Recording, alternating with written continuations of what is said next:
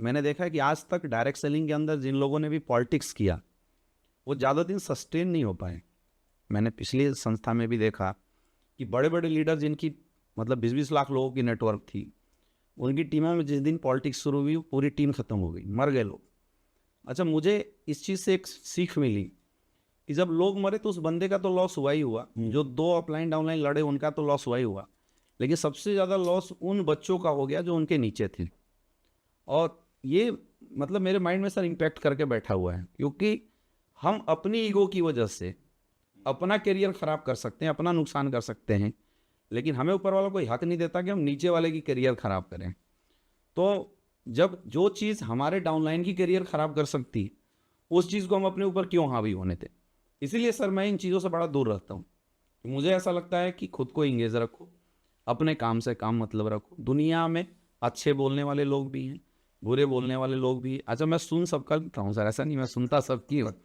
जो अच्छा बोलता है उसका भी सुनता हूँ, जो बुरा बोलता है उसका भी सुनता हूँ, फिर मैं वहाँ से वो निकाल लेता हूँ मेरे लिए क्या अच्छा है। जो अच्छा। जो मुझे लगता है वो मेरे लिए अच्छा है मैं उसको रिसीव करता हूँ, बाकी मैं छोड़ देता हूँ। और ये चीज़ सर मैंने अपनी टीम के अंदर भी सिखाया है। मैं अपनी टीम को आज भी बोलता हूँ, जो मेरे सीनियर लीडर हैं, कि ना हम अपनी डाउनलाइन में या अपनी टीम में पॉलिटिक्स होने देंगे और ना ही पॉलिटिक्स करेंगे। अगर कोई कोशिश भी करता है तो मैं उसको तुरंत खंडित करता हूँ, हाँ, बच्चे हैं क्योंकि लोगों का करियर खराब हो रहा है सर। हमारे सीनियर लीडर, अब हमने तो कमा लिया जो कमाना था, लेकिन हमारी इन हरकतों की वजह से, और मैं बोलता हूँ सर ये घटिया हरकत है, क्योंकि जब हम कुछ नहीं थे तभी संस्था, तब उन लोगों ने हमारा साथ दिया, और जब आप हम कुछ हो गए हैं तो फिर कैसा ये ईगो है, ये कैसा रुतबा दिखाने वाली बात है। तो ये मेरे अनुसार तो होना ही नहीं चाहिए हमारे इंडस्ट्री के अंदर।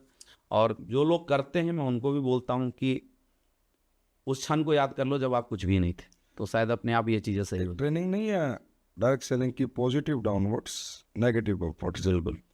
हकीकत में जितने भी लोग यहाँ सफल हैं वो वही हैं जिन्होंने कभी नेगेटिविटी अपनी टीम में ना बातें की, ना फैलाई, ना किसी की बुराई की, ना किसी के बारे में गलत किया। नेगेटिव बातें ऊपर की और पॉजिटिव बातें नीचे की। तो ये यही कारण है आपके सक्सेस का, मैं आज आपको बता रहा हूँ, क्योंकि आपके यहाँ पॉजिटिव डाउनवर्ड्स है और नेगेटिव बातें अपवर्ड्स। अगर कुछ हो भी जाता है तो आप मुझे फ़ोन करते हो, अपलाइन को फ़ोन करते हो कि सर ये हो गया, ऐसा हो गया, कंपनी ने ये कर दिया, कंपनी ने ऐसा कर दिया, कंपनी ने उसके साथ ये कर दिया, ये नहीं होना चाहिए था।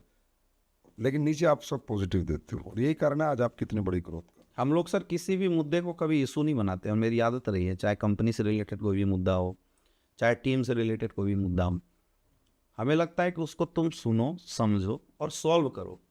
और अगर जो लगता है कि भाई ये तुम्हारे लेवल का नहीं है, तुम सॉल्व नहीं कर सकते, अपलाइन को दे दो। फिर वो ऊपर रिफ्लेक्ट करके रिलैक्स हो जाओ, ज़्यादा उसमें दिमाग नहीं लगाना चाहिए। मैंने यही किया है पिछले 8 साढ़े 8 साल मुझे एसलीपीएस में हो गया, 8.5 साल के करियर में सर मैंने यही किया। अच्छा, 100% आपको कोई स्ट्रेटेजी बताई जाती है तो आप 100 बहुत अच्छे लर्नर हो, उसे इम्प्लीमेंट करते ही करते हो।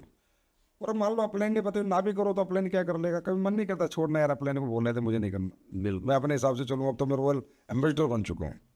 नहीं सर, मुझे ऐसा लगता है कि जो चीज़ें हमारे अपलाइन ने बताई है वो मेरे और मेरी टीम के लिए बताई है, तो उसको हमें फॉलो करना चाहिए, क्योंकि अगर हम फॉलो नहीं भी करते तो अपलाइन का क्या लॉस है इसमें।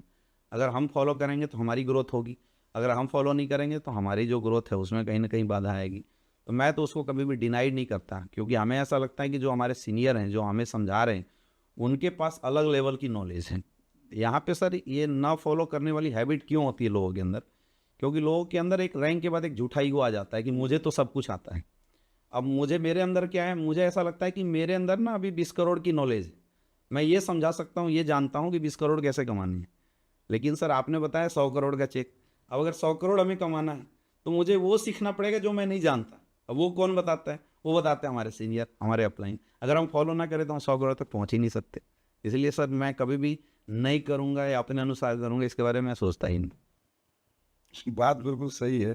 मुझे भी 1.0 में 1000 करोड़ तक की नॉलेज थी, रियल बता रहा हूँ। जी। लोगों को लगता होगा संजीव सर बहुत बड़े ब्रिलियंट है, इतनी बड़ी कंपनी बना दी, 1000 करोड़ की कंपनी बना दी। प्रैक्टिकली मुझे 1000 करोड़ तक की ही कंपनी की नॉलेज थी। 1000 से 10,000 कैसे होता है वो मैं अब ले रहा हूँ, वो मैं अब सीख रहा हूँ। और इसलिए AWS 2.0 मैंने बोला है कि भैया जितना मुझे आता था वो तो हो चुका, अब जो नहीं आता वो पकड़ के 2.0 में चलेंगे।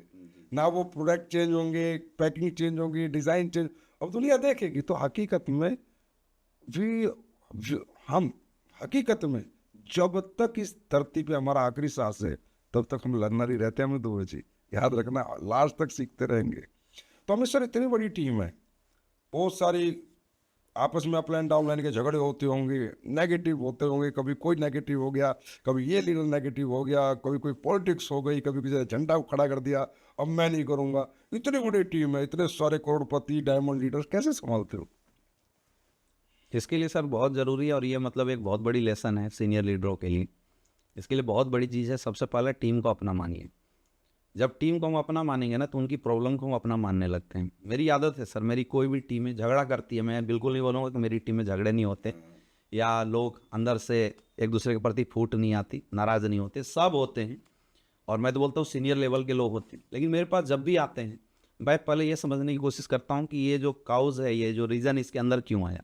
और मैं बहुत पेशेंसफुली लोगों की बातों को सुनता हूँ, पेशेंस के साथ सुनता हूँ, एनालाइज करता हूँ, और उचित अनुचित का एक लोगों को मैं जो रिस्पॉन्स होना चाहिए वो रिस्पॉन्स देता हूँ। और एक और ख़ास बात है, मैं कभी रिफ्लेक्ट नहीं करता, क्योंकि मामला बिगड़ता तब है जब कोई डाउनलाइन अपनी प्रॉब्लम लेकर आया और हमने रिफ्लेक्शन मार दिया। रिएक्ट कर, हाँ, रिएक्ट करने से वो क्या बिगड़ जाता है, वो भी नेगेटिव रिएक्शन। वो बिगड़ जाता है बिल्कुल। तो मैं निगेटिव रिएक्शन कभी नहीं देता, मुझे पता है वो गलत है और उल्टा बोल रहे हैं, फिर भी उस टाइम पे मैं होल्ड करके रखता हूँ। और मुझे मणिपाल सर की एक बात बहुत अच्छी लगती है, सर बोलते हैं कि कुछ चीज़ें समय के अनुसार छोड़ दो। जैसे कोई प्रॉब्लम आई सामने, अब ये आपको लगता है सॉल्व नहीं हो सकता, नहीं, बस इसको टाल दो आप कुछ दिन के लिए, समय कुछ चीज़ें सही कर देती है। तो मैं कुछ प्रॉब्लम ऐसी होती है जिसको मैं टाल देता हूँ घुमा के, कुछ दिन बाद वही लीडर जो आज एक बहुत बड़ा इशू लेके खड़ा था, वो बोलता है सर तो कुछ था ही नहीं, इससे सर सॉल्व हो जाती है हमारी प्रॉब्लम। होता है ना, आदमी को जैसे एंगर आता है तो कुछ मिनट कुछ समय के लिए आता है, फिर 2 दिन बाद वही बंदा शांत हो जाता है। हाँ, तो ये चीज़ें सर काफ़ी काम आती हैं। रिफ्लेक्ट करने के बाद मामला गड़बड़ हो जाता है। घर पे भी अगर वाइफ ज़्यादा चिल्ला रही हो तो हस्बैंड चुप हो जाए तो झगड़ा नहीं होता। ये तो दोनों में गुत्तम गुत्ता हो जाते हैं। हमारा एक्टिव रिएक्शन है कहीं ना कहीं नेगेटिविटी और झगड़ों को जन्म दे। जी जी।